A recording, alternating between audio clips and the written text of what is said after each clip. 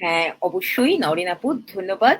অ্যাম mob বলতে আসলে আমরা যেটা বুঝি, হ্যাঁ? যে হঠাৎ করে কিছু লোক একসাথে হয়ে গেল, তারপরে তারা খুব উত্তেজিত হয়ে তাদের দিক-বিদিক শূন্য হয়ে, জ্ঞান শূন্য হয়ে তারা খুব অপরাধপ্রবণ একটা কাজ করে ফেলল।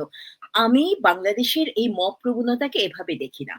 আমি মনে করি ইউনূস এবং তার সরকার বাংলাদেশে যে গণহত্যা চালাচ্ছে, একরকমের গণহত্যা না, যে বিভিন্ন রকম গণহত্যা চালাচ্ছে, এই গণহত্যার একটা টুল হিসেবে তারা ব্যবহার করছে মবকে। এই মব শুধু মব না, এটা meticulous মব সন্ত্রাস। সে meticulous মব সন্ত্রাসটা কি সেটাতে যাবার আগে আপনাদেরকে আমি একটু বলে দিতে চাই, আমরা যখন মব নিয়ে কথা বলি, তখন আমরা কিন্তু বারবার অগাস্টের কথা বলি যে অগাস্ট ২০২৪ থেকে এখন পর্যন্ত কি হয়েছে। কিন্তু আপনারা একটু খেয়াল করবেন, এখন যে মবটা চলছে সেই মবটা কিন্তু অগাস্টে শুরু হয়নি, মবটা শুরু হয়েছে জুলাইতে। জুলাইতে তারা ক্ষমতায় আসার পথ হিসাবে যে মবের পদ্ধতি তারা বেছে নিয়েছিল, সেই পদ্ধতিকে আঁকড়ে ধরেই তারা এখনো ক্ষমতা ধরে রেখেছে। এবং আপনাদেরকে আমি কিছু পরিসংখ্যানও দেখাচ্ছি। পরিসংখ্যানগুলো হলো, আচ্ছা,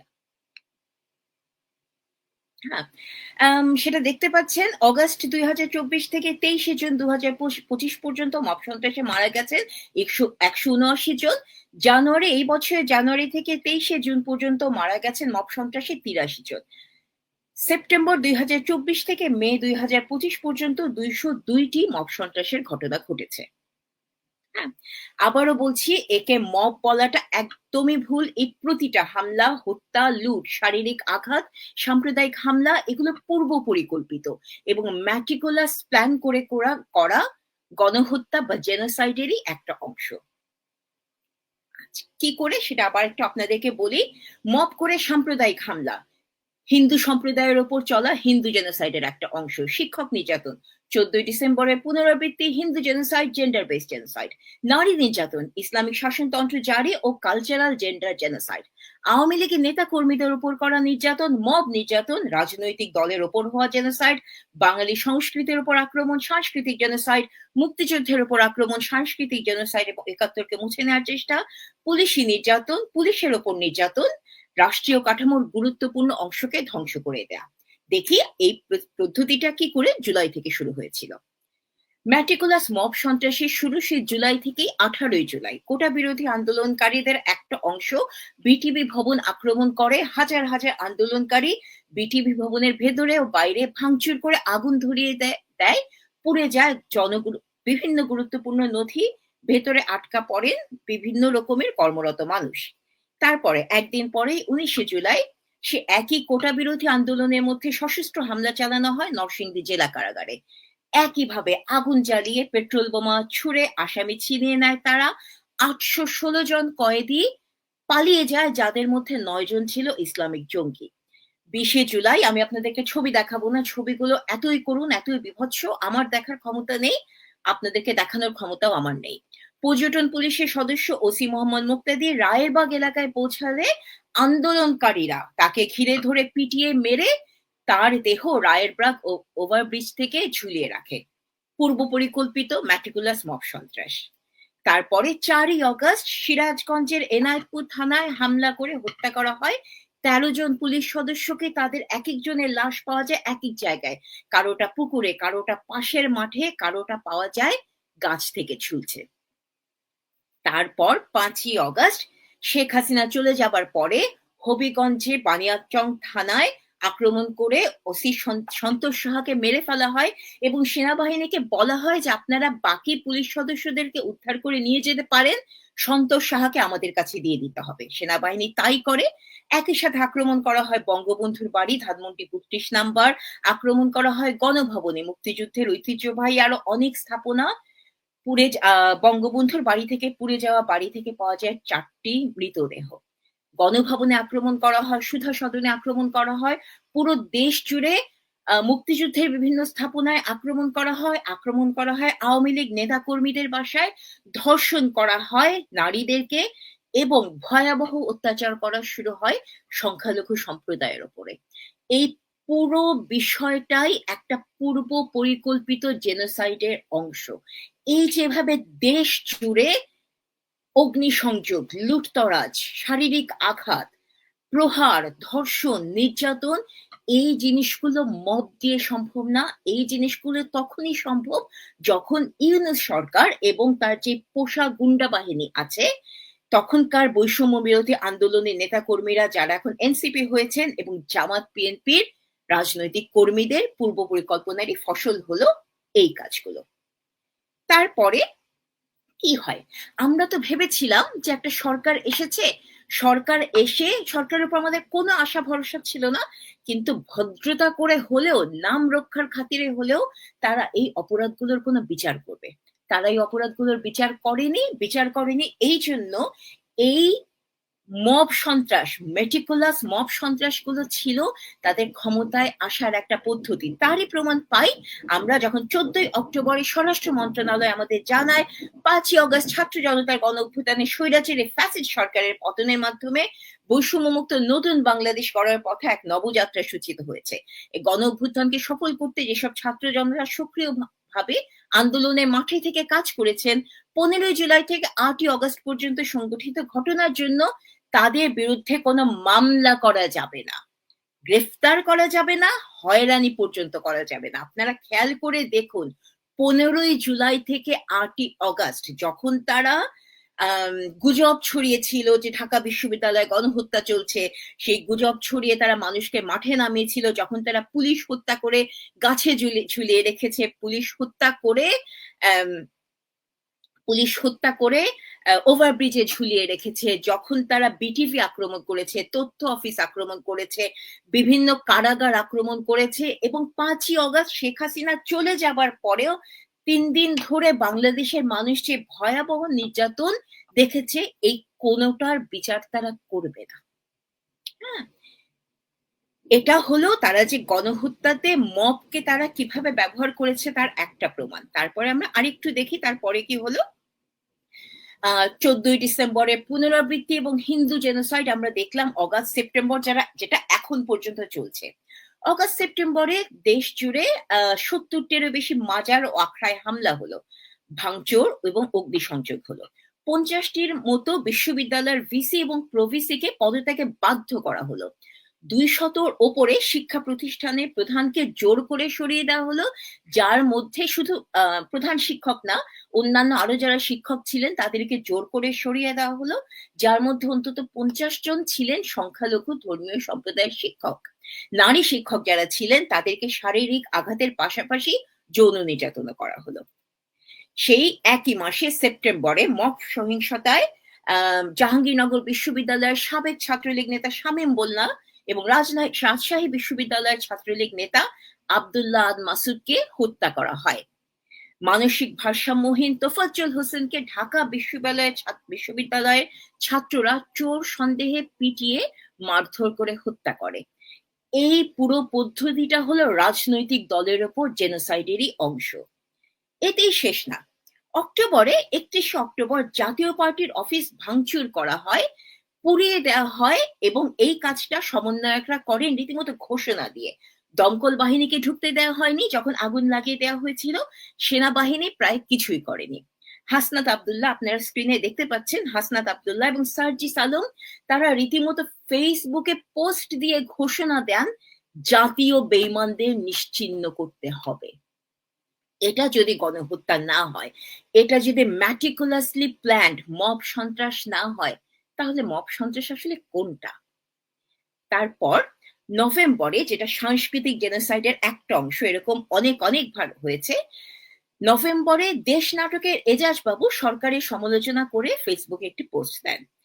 এর প্রতিবাদে 15-20 জনের একটি দল নাটকের মাঝখানে এসে শো বন্ধ করে দিতে বলে এবং বলে এজাজ বাবুকে পদত্যাগ করতে হবে। পরিস্থিতি নিয়ন্ত্রণে আনতে ব্যর্থ হয়ে শিল্পকলার মহাপরিচালক রীতিমতো নাটক থামিয়ে মঞ্চের মাঝখানে দাঁড়িয়ে তিনি বলেন নাটক বন্ধ করে দিতে হচ্ছে। দর্শকরা যখন চেঁচামেচি শুরু করে, জানতে চায় যে কি হয়েছে, তখন তিনি বলেন আমরা যদি নাটক বন্ধ না করি ওরা আগুন দিয়ে দেবে। এটা হলো সাংস্কৃতিক জেনোসাইড। এরকম অনেকবার হয়েছে যেখানে মব করে বিভিন্ন সাংস্কৃতিক অনুষ্ঠান বন্ধ করে দেওয়া হয়েছে। এগুলো পুরোপুরি সাংস্কৃতিক জেনোসাইড। সে ম্যাটিকুলাস মব সন্ত্রাস হলো এই জেনোসাইডের একটি টুল।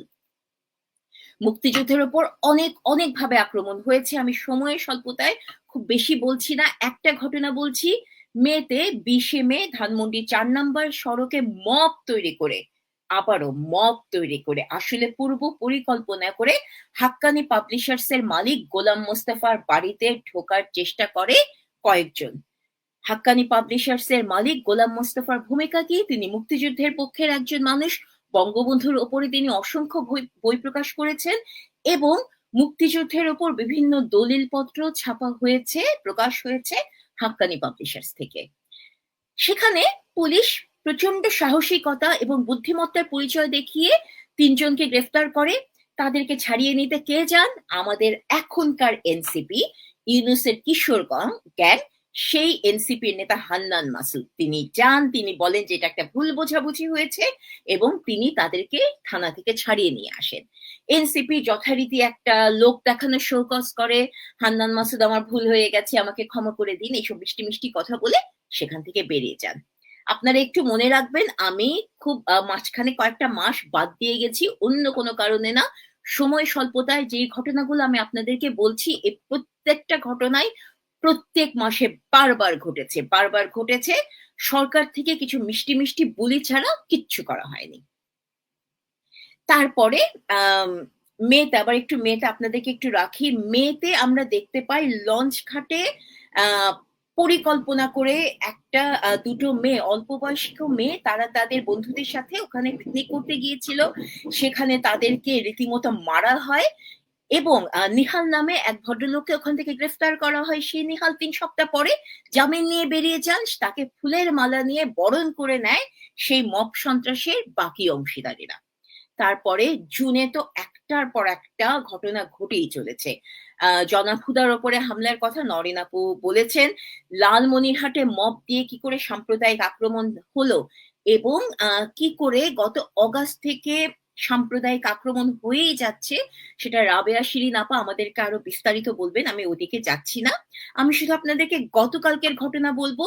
গতকালকে রাতে রাজশাহীর একটা হোটেলে বিএনপির লোকজন ঘিরে ধরে একটি স্থানীয় আওয়ামী লীগের একজন নেতা মাইনুল ইসলাম স্বপনকে পুলিশে ধরিয়ে দেন। একইভাবে চট্টগ্রামের রাঙ্গুনিয়ায় একইভাবে মব তৈরি করে যুবলীগের একজন সাবেক সভাপতি শামসুদ্দোহা শিকদারকেও মব করে পুলিশের হাতে তুলে দেয়া হয়। এই যে মবের রাজত্ব চলছেই চলছেই চলছেই, থামার কোন রকম আমরা কিছু দেখছি না, কোন রকম কোন চিহ্ন আমরা দেখছি না। কেন দেখছি না একটু আপনাদের সাথে কথা বলবো। তার সাথে আপনাদের এও জানিয়ে রাখি, মব বা পূর্ব পরিকল্পিত ম্যাটিকুলাস মব সন্ত্রাস, এর থেকে কিন্তু পুলিশও নিরাপদ নয়। কি করে নিরাপদ নয় সেটা একটু দেখাই আপনাদের। অগাস্টে 2024 থেকে মে 2025 পর্যন্ত পুলিশের ওপরে হামলা হয়েছে 477 বার। অগাস্টের কোনো সরাসরি হিসাব নেই। সেপ্টেম্বরে 24টি হামলা হয়েছে, অক্টোবরে 34টি, নভেম্বরে 49টি, ডিসেম্বরে 43টি, জানুয়ারি থেকে মে মাস পর্যন্ত 38টি, 37টি, মার্চে 96টি হামলা হয়েছে পুলিশের ওপর। এগুলো সবই পুলিশ সদর দপ্তরের তথ্য কণিকা থেকে নেয়া। পুলিশের উপর হামলার ঘটনাগুলো বিশ্লেষণ করলে দেখা গেছে, পুলিশ যখন কোনো আসামিকে গ্রেফতার করতে গেছে, একদল মানুষ সংগঠিত হয়ে আসামি ছিনিয়ে নেওয়ার চেষ্টা করেছে বা পুলিশের ওপর হামলা করেছে। পুলিশের ওপর হামলা করে, আমরা কদিন আগে, আমি পুলিশ সদস্যের নাম ভুলে গেছি, তাকে সম্ভবত খুলনাতে বিএনপির লোকেরা তাকে আটকায়। তিনি এখন খুলনাতে কাজও করছেন না, তিনি এখন চুয়াডাঙ্গাতে কর্মরত, কিন্তু তারা তাকে আটকে মারধর করতে থাকে। পরে পুলিশ তাকে ধরে তাকে নিরাপদ অবস্থায় নিয়ে যায়। যেই পুলিশ হত্যা তারা শুরু করেছিল জুলাইয়ে, সেই পুলিশের ওপরও মব সন্ত্রাস এখন পর্যন্ত চলছে। এখন আপনাদেরকে একটু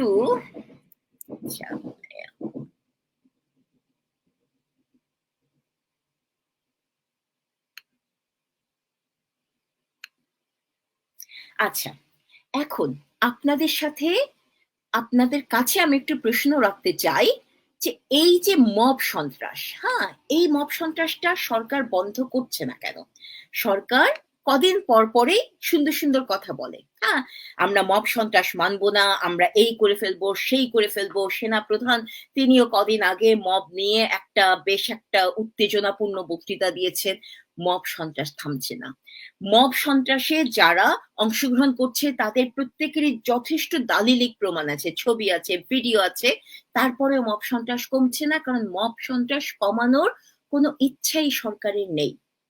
মব সন্ত্রাসটা আসলে সন্ত্রাস না, মব সন্ত্রাসটা হলো একটা টুল, একটা স্ট্র্যাটেজি, একটা পদ্ধতি, যেই পদ্ধতি ব্যবহার করে ইউনূস সাহেবের এই অন্তর্বর্তীকালীন সরকার ক্ষমতায় এসেছে এবং তারা জানে মব সন্ত্রাস এবং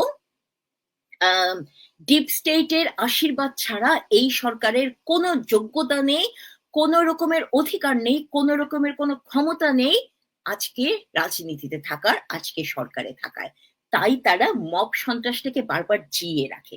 যেটা হলো দুদিন আগে স্বরাষ্ট্রমন্ত্রী, স্বরাষ্ট্র উপদেষ্টা জাহাঙ্গীর আলম তিনি বললেন মব সন্ত্রাসে গ্রেফতার করা হয়েছে, কিছু মানুষকে গ্রেফতার করা হয়েছে। যখন তাকে জিজ্ঞেস করা হলো যে কতজনকে গ্রেফতার করা হয়েছে, তখন তিনি বললেন আমি তো আসলে জানি না কতজনকে গ্রেফতার করা হয়েছে, কিন্তু তাদেরকে গ্রেফতার করা হয়েছে। সবচেয়ে মানে সরকারের যে গোপন পরিকল্পনাটা, এই গোপন পরিকল্পনাটা সবচেয়ে ভালোভাবে ফাঁস করেছেন ডাস্টবিন শফিক, দুঃখিত শফিকুল আলম, যিনি মোহাম্মদ ইউনূসের প্রেস সচিব। তিনি বলেছেন খুবই মজার একটা কথা। হ্যাঁ, মজার কথা না, খুবই দুঃখজনক কথা।